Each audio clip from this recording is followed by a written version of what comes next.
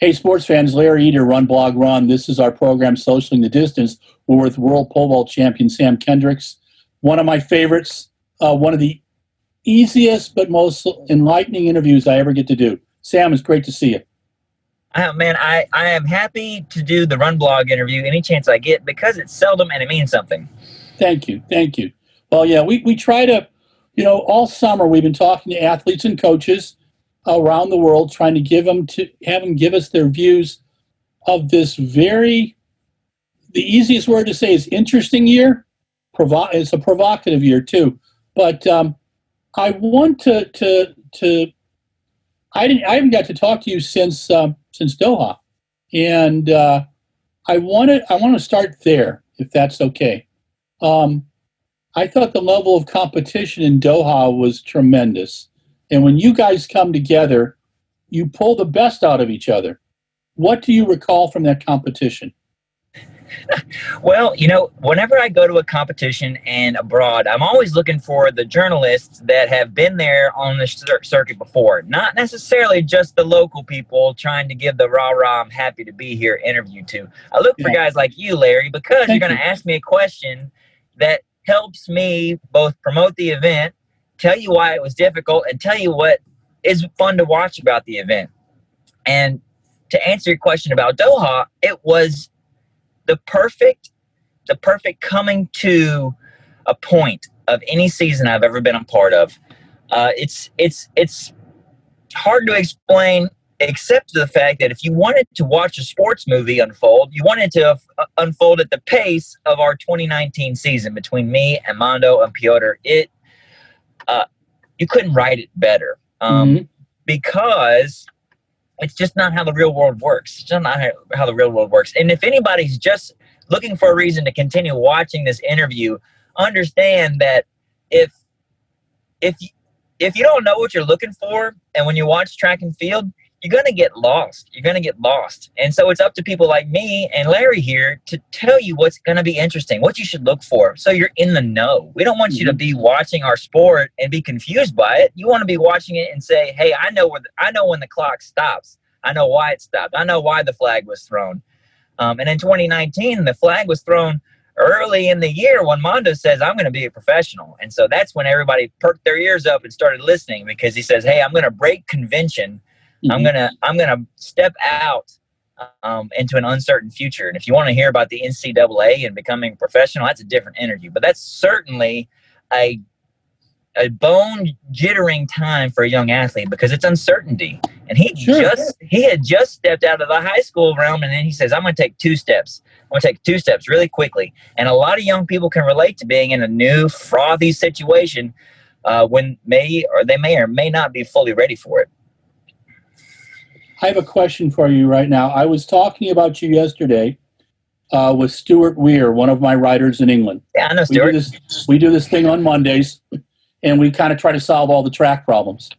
And we were trying to decide if you are what I would call a racer competitor or a record breaker.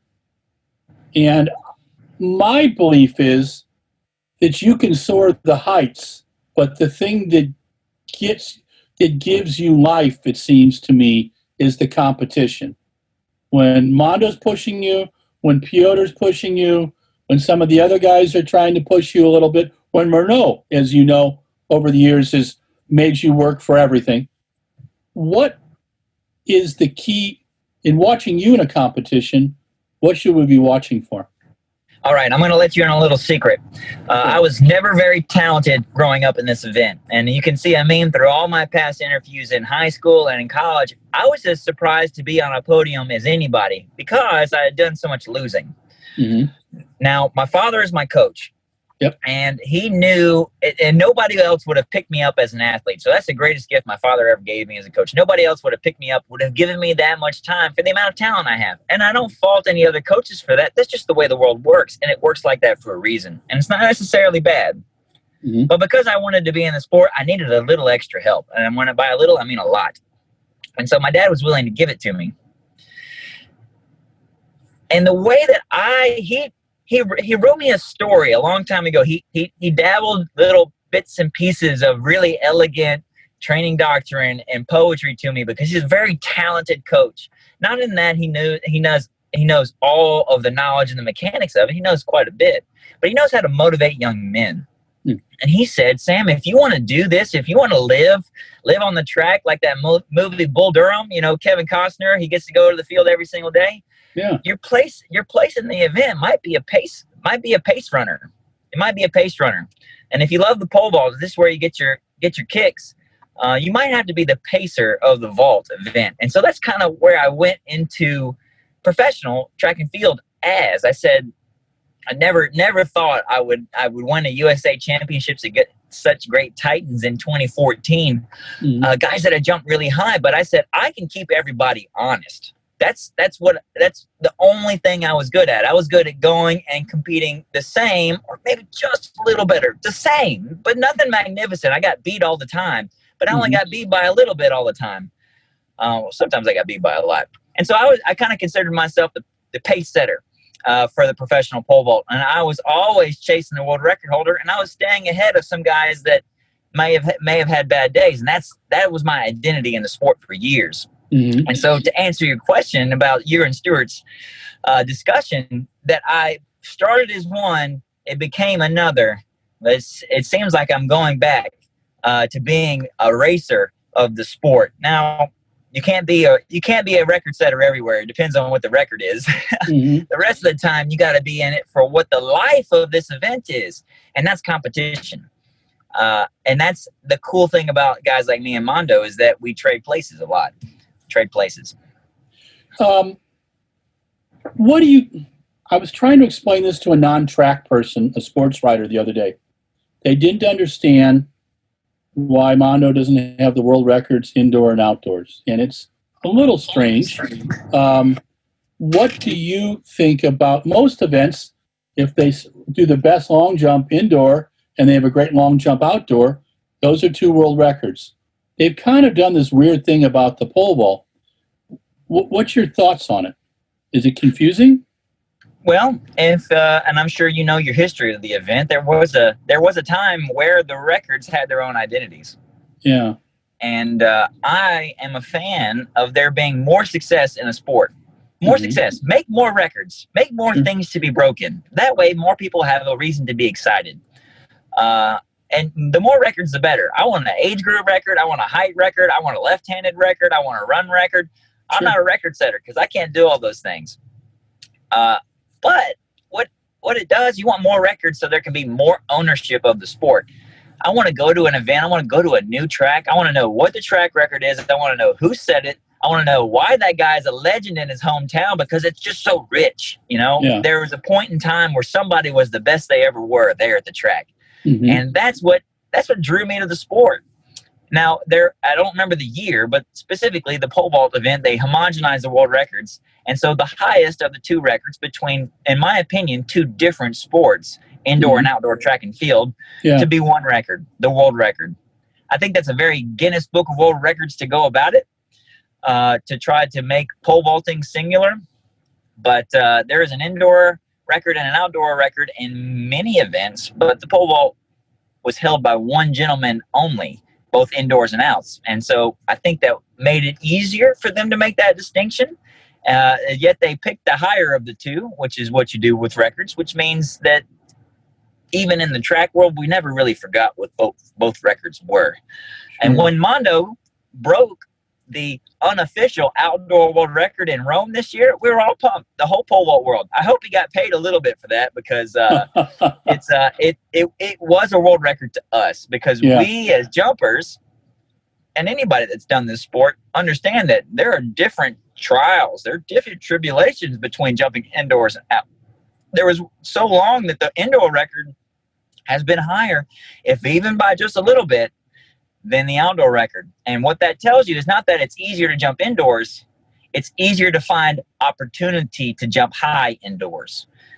And that is the distinction. That's why the indoor world record is higher than the outdoor world record. Because I can go when I'm more fresh in a season, if I've had a great off season, and there are more places with no wind and a great runway indoors rather than out. And that's not saying that people don't jump well outdoors. I personally jump much better outdoors. I love the sun on my back because that's the way I grew up in the sport. Sure. Training next to a baseball field. I was actually training out the same track today as I did when I was growing up. It's and I got to see a lot of the old faces because of my hometown, and it helps me be connected to my past, and that's a really important thing for me. That's why I didn't leave Oxford when you asked me what my base was earlier. I didn't leave Oxford because it's the best place for me. Cool. Did you ever compete in Donetsk at Sergey's indoor extravaganza, the pole vault event? That is a when you're talking about asking a pole vaulter a question about that is dipping into the well of legacy. Donetsk in the Ukraine, it was a famous meeting. It's called Pole Vault Stars. It was put on by the world record holder, Sergey Bubka. He was an amazing host. And while he was in his prime, he started this meet to break the world record. It was an absolute success all of its many years. And the final year in 2014 was when Renaud Lavillenie broke the world record indoors, 6 meters 17. Yeah, 6 meters 17. And what a miraculous jump that was. And I tell you the truth, I was in my final year as an Ole Miss Rebel. I was still a collegian at that time. Okay. And just weeks after this momentous event, it was the #1 trending thing on Twitter for like a week in France. It was such an amazing time because this record, it was so old. And it was a respected record. People know what pole vaulting is. The stadium was burned down during an altercation of occupying forces. And so there is no more pole vault stars in Donetsk. But the tradition was born there that pole vault stars would be hosted by the world record holder. And so in 2015, I went to pole vault stars in France. Now, how do you like that? Tell us about that meet, because all I've heard is good things. I've been trying to get Renaud to invite me so I can go and write about it, because I'd really like to see the meet. Well, and now I've been pressuring Mondo that it needs to be in Sweden. So cool. We'll see how that turns out in the coming years. I think this year, having been in France just after he broke the world record in Torunia, I think that's it. But those two have such a good relationship. Mondo and Renaud, I would expect a conjunction of organizers for this next event, maybe even the biggest one coming soon. But pole vault stars in France is, I can only say, a great gift from the French champion. The French champion, Renaud Lavillenie, took it on his shoulders to be both organizer, promoter, host, and champion of this event. And that's a lot of hats to wear for an athlete, where you're expected to jump high. And I remember him holding a microphone, wearing a jazzy jacket, thousands of people in this stadium, all French, all loving Renaud, and putting up the most glorious of accommodations for humble pole vaulters, making us feel like rock stars. And everybody jumps good at pole vault stars. Not because necessarily they did anything special at the competition. It's just an elevated event. I think the most competitive across the board competition in history has been at pole vault stars in France. It was when over 8 guys jumped 5.88 meters. I think that's the highest average top 8 finishing of any event. And that was when Mondo was 17 and he came to jump. And he jumped a world junior record there. And I won that year. And Renaud was 3rd and Piotr was 2nd. And then the next year, Piotr won and I was 2nd with the same height at 5'93". It's for pole vaulters. And if you wanted to learn a little bit about the event, you simply need to speak French and go watch it. That's cool. I've got to watch you in Lausanne a couple times now. And I recall the last time in 2017 when I was there, it was you at one end and Maria Lazinskina doing the high jump at the other. And I was going, okay. It was the whole 3-ring circus kind of a thing. What is it about Lausanne that you like? So Lausanne is probably, and I'll say this unequivocally, and I know I've jumped at Eugene, but Lausanne is my favorite place to jump. My favorite place to jump as a pole vaulter. Okay. But it's because it's always held in a warm summer's night in Lausanne, Switzerland, and we stay at the Movenpick Hotel and have great ice cream. I mean, I love staying at the Valley River Inn in Eugene, but everybody's in the heart of their season. There's no discrimination about brand that you wear. The best pole vaulters go to jump at Lausanne, Switzerland, and it's a great place for me. It really is. The time that you go to Lausanne, you're not really. One second, I got a guy right outside my car. It's a buddy of mine. No problem. I had to rev my engine so he'd get away. Okay. Now in Lausanne, it's kind of complimentary of how I like to jump, and I can't tell you why, but I jump well there every time. Even my best competition in 2016, my highest jump, right 5 days after the Olympics, I went to Lausanne, Switzerland, and I won and I set a record. And the next year I won and I set a record. And the next year I won and I set a record. And then it's only been last year that somebody put the hurting on me, Piotr Lisek, and jumped a 6 meter bar and beat me. And then now this year, Mondo beat me with a 6:07 mark. And so I became the greatest loser in history in Lausanne, Switzerland. Let's go back to Rio for a few minutes. I remember sitting up in the stands. It was pretty cool every night. What were the conditions like in 2016 in Rio for you guys? All right, so let me tell you a little bit about why what a young athlete thinks about when they're going to the Olympics. Sure. What do you imagine when you're watching the Olympics on TV and you're watching London and Beijing? Those are the first two Olympics I really keyed into because I was about 12 when Athens started, and it wasn't until the next year that I started pole vaulting in 2004. Mm-hmm. That was the next high school year for me. So that fall, right after the Olympics, I started watching it. And I watched Tim Mack win.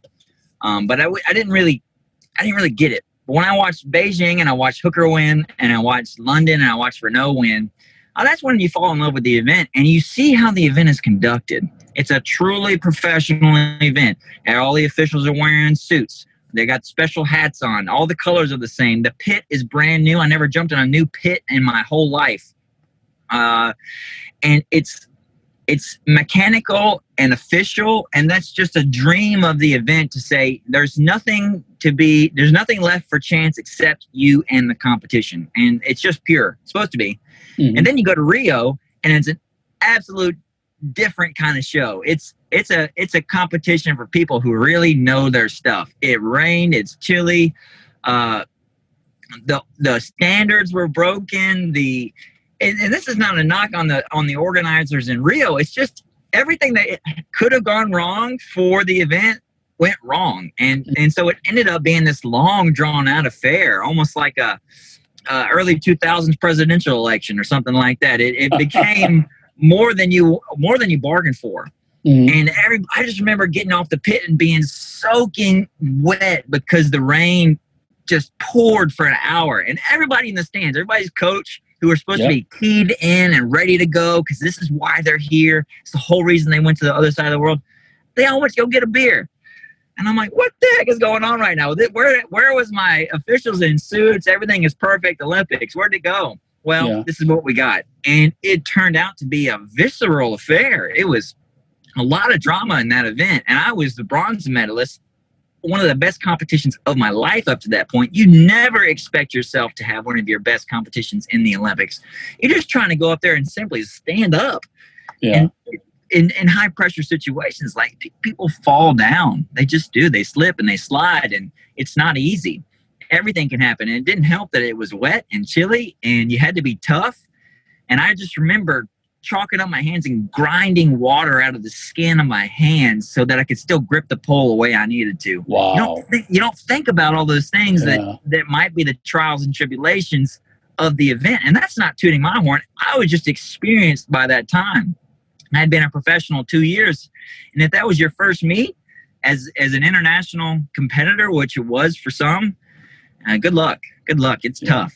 It's tough. It's tough. It's tough so much that you need to fail once, my failure was in 2015 in Beijing at the World Championships. You needed to fail once in order to know what you need to fix. And you don't get that many chances to fail in professional track and field, I'll tell you that. Yeah. What was London your favorite World Championship so far? Now, the World Championships, I have to say that my biggest eye-opening meet for me was not a World Championships, and this will tell you why I go into World Championships thinking the way I think about it. Sure. The biggest eye-opening meet for me was the World University Games in 2013 in Kazan, Russia. Okay. I had just won my first NCAA championships, and I tell you, Larry, I've never slept so good in my whole life than winning an NCAA championships. Not after the Olympics, not after a World Championships win. It's just, oh man, it changes the way you see the whole world. It's like meeting a great woman, and she says yes at one point. You're like, wow, I sleep a lot better now because you finally did something that's marked down in history. It's different than it's different than winning your state meet, even though that's cherished to my heart. It's just different. And I won the World University Games. My goodness, I got a nice spinny medal all the way from Kazan. Uh-huh. And when I came home from Kazan, all of my poles were broken in transit. And so I had to start from square one. Oh, my God. We couldn't afford poles back then. And it was only then, after that failure, that I got to start really thinking bigger. The NCAA was the biggest I ever thought, just like the conference of the SEC was the biggest I ever thought, just like my high school was the biggest I ever thought. I'm not gifted with the gift of foresight. I don't know how this stuff's going to go. I'll tell anybody that. But when you get to step up to the World Championships, it's, I think Wallace Spearman. I know you know who Wallace is. Great guy. One of the greatest sprinters, one of the most humble guys ever. And in 2015, he gave me the keys to the kingdom. And I hope he sees this. I hope you tag him in it. I will. Prince Spearman on all of his social media. He gave me the keys to the kingdom. And I didn't even know the histories of this sport. And you don't necessarily need to know them to be good at track. But man, do they make you want to be good when you know the secrets, you know the hidden knowledge of the sport. Mm-hmm. And he laid it out for me. I think we were playing dominoes, and I was losing horribly the whole time just because I wanted to keep listening to him. Him and Aretha Thurman were just taking my lunch money in dominoes all day long. And it was then that I got to talk to guys like Reese Hoffa for the first time. And I'm talking to all these athletes, and my coach is over here talking to all the other coaches that he's never gotten to meet before. And like I said, I'm from Oxford, Mississippi. I was only on the track team by the grace of a good coach. It was such an eye-opening affair that told me two things. It told me, one, that I wasn't doing everything wrong, and it was two, I had a lot more to learn. And those are good things to hear as a young athlete. And so every time I stepped forward to a new championship, I had the ammo and the logistics and the knowledge that they gave me in 2015. And when I went to London and I did my victory lap, I felt like I was on a cloud. I absolutely felt like I was on a cloud. And I wasn't on a cloud. I was kind of on a cloud alone in 2017, but just because it was my first time. It was my first time. It didn't, like I was telling you earlier about how to have an interview with a good presence of mind. You almost have to give it twice. Yeah. And in Doha, I came off the cloud of my own, and I got to share it with so many people. I got to just really give it away. I got to do it with Mondo and Piotr. It didn't even matter if I won or not. It would have been a great day. And I'll tell you that honestly, and Mondo thinks I'm crazy for saying that. You can ask him. Another story about my putting the question to Mondo whether or not we should tie the World Championships. That's a whole other conversation. Wow. But it almost came down to that. And each World Championship seems to top the last, but to put one singularly in the calendar is my favorite. I couldn't have done the others without having been there to fail my first one. Mm-hmm. And that's been a common thread of my career, is that I get beat a lot before I ever do something right. And I hopefully, now that I'm half a decade into my professional career, or even a little bit longer, I'm a married man, I've finally moved into my house, I cannot get so many things wrong and still continue on. Maybe I'll get some things right off the get-go in the future. Is your father there with you each day when you're training? Yeah, he actually lives on the next hill. Oh, So, cool. Yeah, so we built our own training facility. He calls it affectionately Rancho Olympia, and it's actually between our two properties. So I have to go downhill, and we meet in the middle every day for practice. Steve Hooker one time told me, I was asking him about runways being fast and slow, and he really was not happy with the one at Millrose, but he obviously compensated for it. What's the difference? Explain to our viewers about a fast runway and a slow runway and how it would affect you. I can tell you all the technicalities of a runway. I can. Okay. Generally, I don't like to do those in interviews, but for you, Larry, I'll tell you the difference. And Thank you. Let me preface it with this, and this is not a knock on Steve Hooker, because I know he cares about such things because he's a professional, and he's an amazing coach, and he knows what he's doing. But every runway has to be run on by every competitor. Okay. You don't do a championship on different runways. We all have to come there together. We got to run on the same runway, and so it's even Stevens. It's even Stevens. And that's the way I see it. Okay. I don't care if it's under an inch of water. I don't care if it's raining. I don't care if the wind is switchy back and forth. It is what it is. Let the cards fall where they may. Let the chips fall where they may. And that's the honor of the event. That's why even the world record holder has to come put his title up for sale at the World Championships. Even I, having won 50 professional competitions, I still got to go prove myself again and again. That's just the honor of the sport. That's the arrangement. You signed up for it. But when it comes to jumping high, that is where runways come into such contention. Okay. And the nature of how somebody jumps high, that is where runways get dramatic, because somebody may be complimented by a certain type of runway. Okay. I'll name two names, and I'll give you two examples about how this works perfectly. Okay. Among 6-meter jumpers, I'm going to use myself and a guy, Piotr Lisek, as the examples. Piotr, on a raised runway, this means a runway that is built up like a stage or a platform. Got it. Okay. Yeah. The understructure of that runway can be made out of aluminum. It can be made out of steel. It can have layers of plywood. It can have layers of steel underneath it. And it's always got rubber either rolled out on top or glued down on top. Okay. These factors determine the harmonics of the runway. Okay. And I understand. Yeah. And how you pressure it and how it bends back. Now, depending, and this is where you get into the nitty-gritty of technicality for equipment, but pole vaulters are bred on that. They have to understand the distinction between small details, or else we wouldn't be able to work the poles the way we do. We wouldn't understand the materials behind it if we didn't care so much. So Piotr is going to have an edge on a guy like me on a raised runway. Okay. Not because he's necessarily getting an advantage from the runway. The runway helps him be a better Piotr. Okay. That makes sense. Because the event is so much technical, a runway that can help you cushion the blow. I'm just going to say that kind of maybe out of school. It's going to cushion the blow of your run. Can help you run easier. Can help you run more easily. Okay. And a guy like Piotr, who is running a shorter run on a more forgiving, snappy, giving runway, like a raised runway, he is going to be an even better Piotr on takeoff because he gets to relax. Okay. He gets to relax a little bit. Being able to relax is a gift in an event like pole vaulting, just like it is like golf. If you can't relax and swing, that ball is never going to go where you want it to go. And just as much as you won't be able to take off with the same energy as you want. Now, conversely, I get a similar benefit on the same runway. But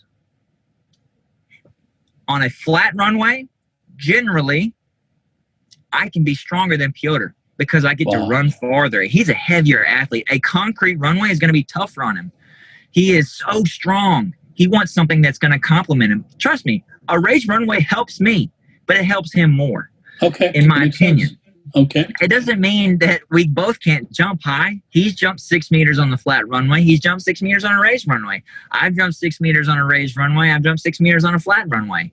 Depending on the runway, somebody might have a better advantage that day. And that's not saying that's unfair, because everybody's got to use it the same. You get to bring whatever poles you want to the competition within reason, but everybody's got to use the same runway. And I think that's where we all come to common ground, the same runway. Now, second part, the box. The box. We all plant the pole. Right.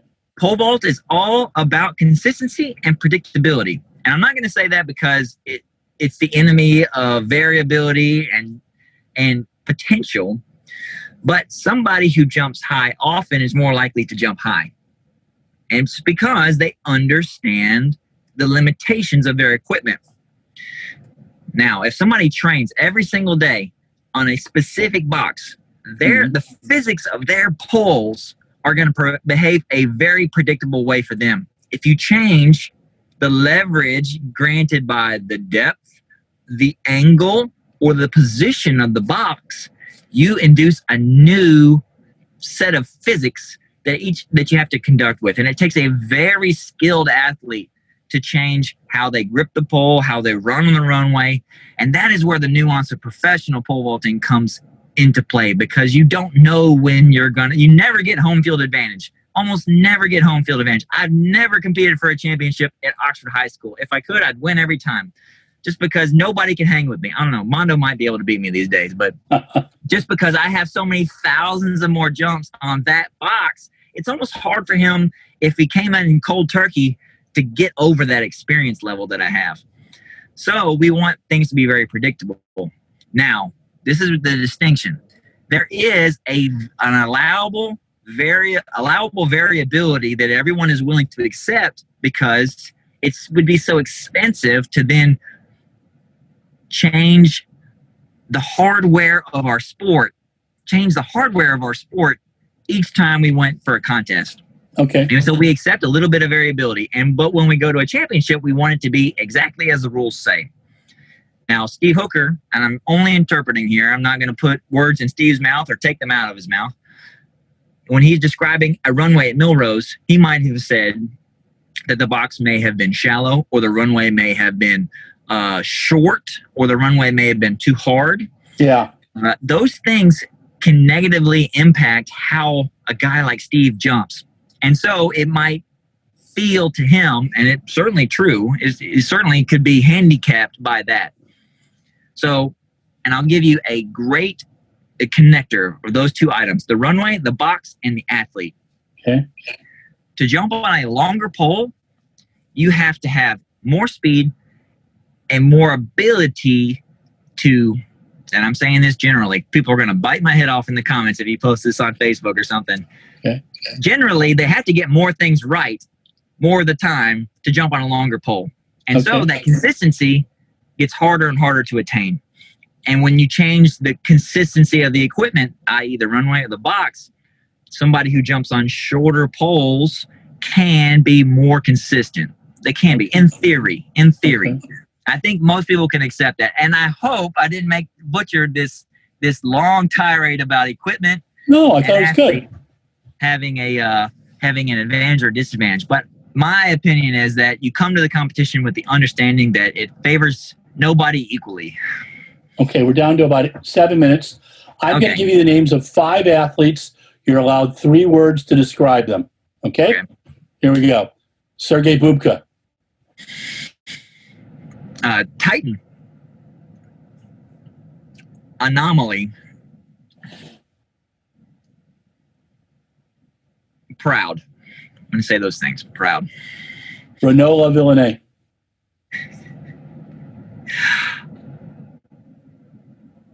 Attitude, charisma, talent.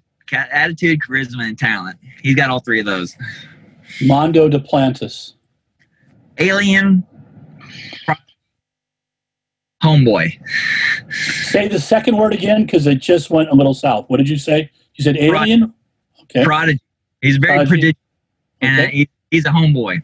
He's everybody's friend. Piotr Lysik. I'm going to say brotherhood. I'm going to say family. I'm going to say family, and I'm going to say tough.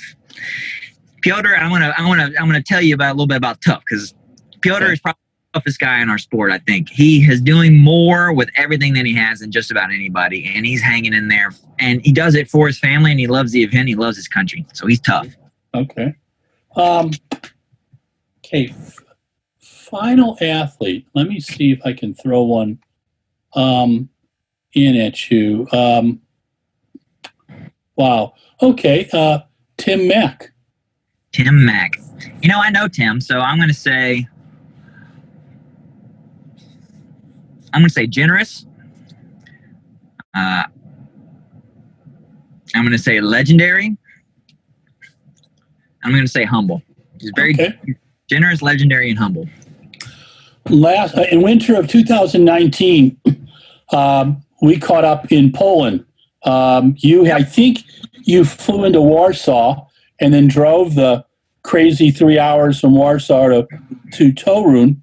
I ended up almost hitchhiking from Torun to Warsaw. Got a ride with a kid who was a barista, and he was telling me all about Poland. But you like to compete in Poland. What is it about the Polish meets that you like? So, I love Poland as a country. I love Poland as a country, and it's because when you travel to Poland, a whole lot of people have an opinion about Poland, and I'm not going to get political with this. I'm not going to get dramatic with this. I'm just saying a lot of people have opinions about Polish people. I don't think any of them are true. Yeah. I absolutely am impressed by the Polish people, not just specific people, but everybody I meet when I go to Poland. If you come in with the right mindset about why you're there, yeah. The people are, oh man, they're awesome. They got great food. They're so nice. They'll give you the shirt off your back anytime you ask for it, and they don't even have to know you. And I think all their young men are strapping, and all their young ladies are beautiful. It's a crazy place to go travel to. And two of my greatest compatriots in the sport are both Polish. Okay. And even if you take Mondo out of the equation, I think Piotr Lisek and Paweł Wojciechowski are probably two.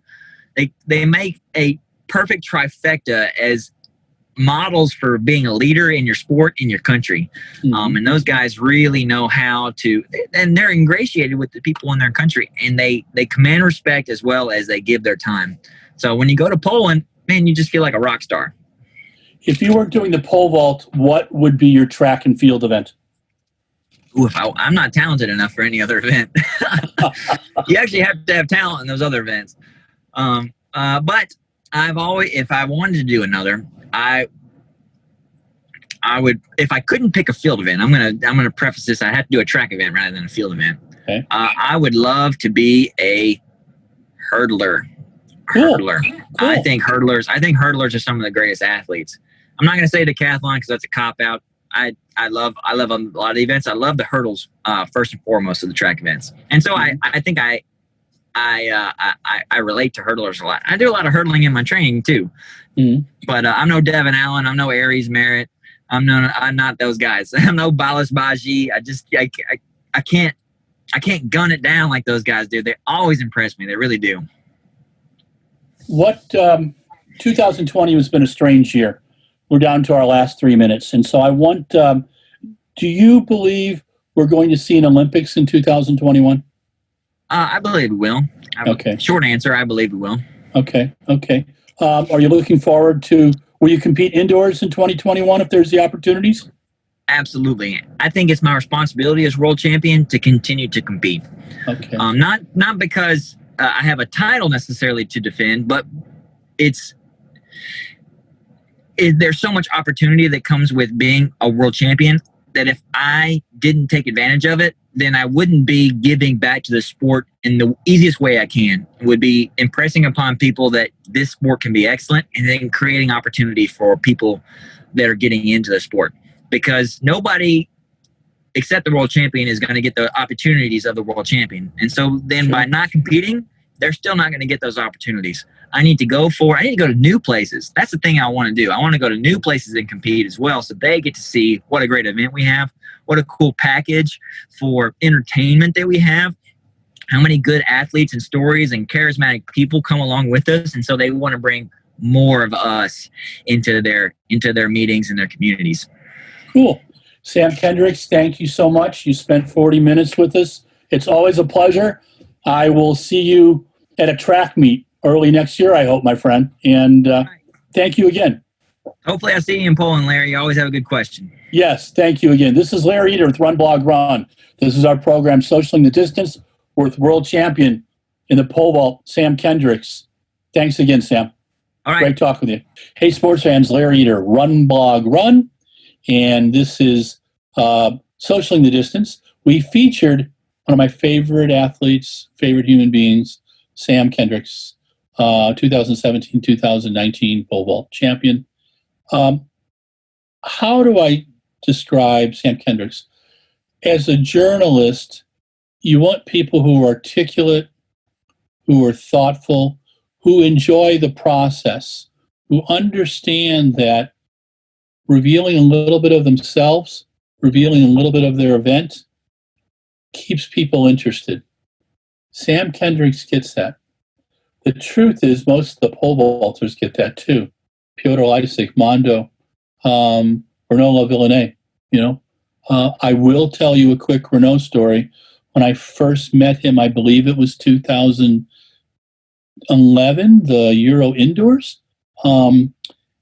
He spoke French to me, and I tried terribly to ask him a couple of questions in French. I understood him, and later that evening he said, yeah, your French wasn't bad, and just messed me up. And he's a good guy. The whole group is, and I enjoy them. And they can be friends outside of the competitive world. And even in the competitive world, the pole vault is it's like how would you describe? I call it a chess game in the air. Okay? You like that? And I started out with Sam today about, is he a world record breaker or is he a racer competitor?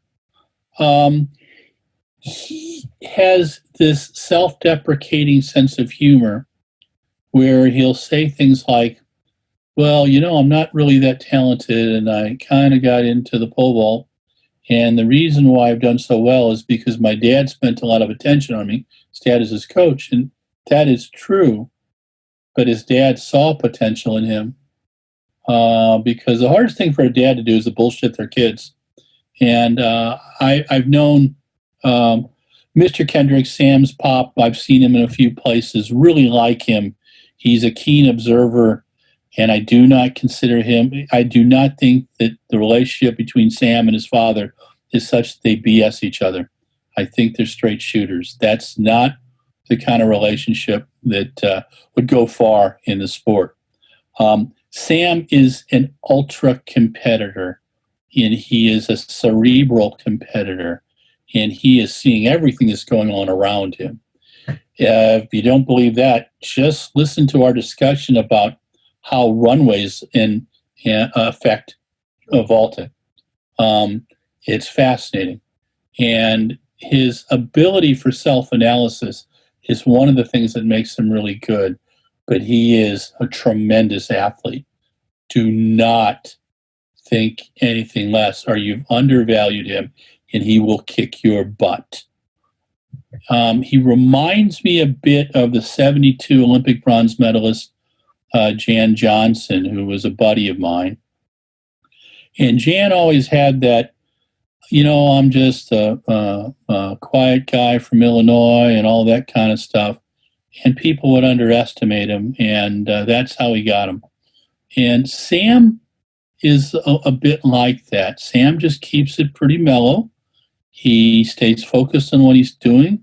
He's a creature of comfort. He and his lovely wife have moved into their new house. He's in Oxford, Mississippi, and he used to do his warm-ups in front of Faulkner's house, yes. So the discussion was far-ranging. The discussion talked about the pole vault in particular, and it talked about competition and being a world champion and those responsibilities in general. The theme with Sam Kendricks is that he knows that he's a lucky guy, that he gets to do the things that he wants to do, which is be an elite pole vaulter and travel around the world. I've seen him in not in Bydgoszcz, in Torun, Poland. I've seen him in Stockholm. I've seen him in London. I think I saw him in Germany in 1992. He's all over. He's a good guy. He's one of those people that keeps me involved in the sport. And I don't think I can give him greater praise than that. But please enjoy our interview. If you're a pole vault coach, pass it around. Make sure your kids watch it and watch the clips that Mike breaks out of it too. There's going to be some gems. We talked about Renaud Lavillenie. The part I wanted to talk about, we talked about Rio, and the way Sam described Rio was this conflagration of bad weather, a group of fans who were more used to being at a soccer or European football match, and there were some things that I didn't really like. I didn't like the booing of Renaud Lavillenie, and I think it really affected Renaud terribly. It's not something. And then there was also the amazing performance of Tiago Braz da Silva.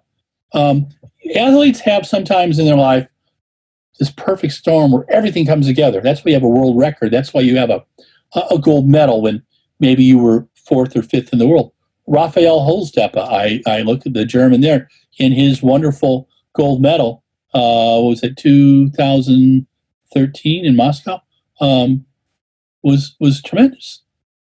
He has had good moments since then, but that's where everything came together. Tiago Braz, that's where it came together in Rio in front of his country people in 2016. And a guy like Renaud Lavillenie,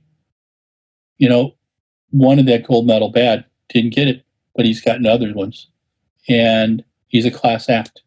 Sam is a class act. The athletes that have really resurrected the men's pole vault, which had good athletes, but after Bubka and after, Hooker and a few of the other guys, it kind of was going away.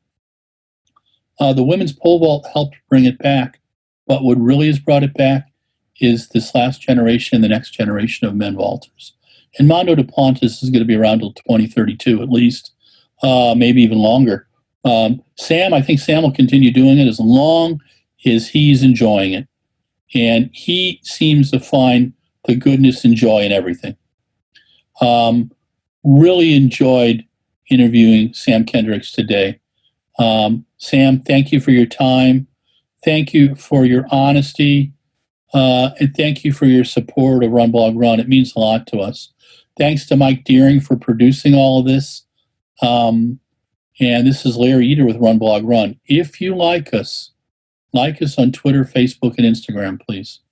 If you love us, subscribe on the YouTube. We've got gazillion videos, okay? And pass them around.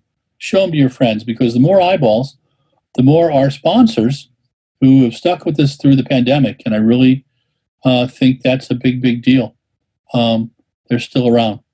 Stay safe. We're recording this on election night.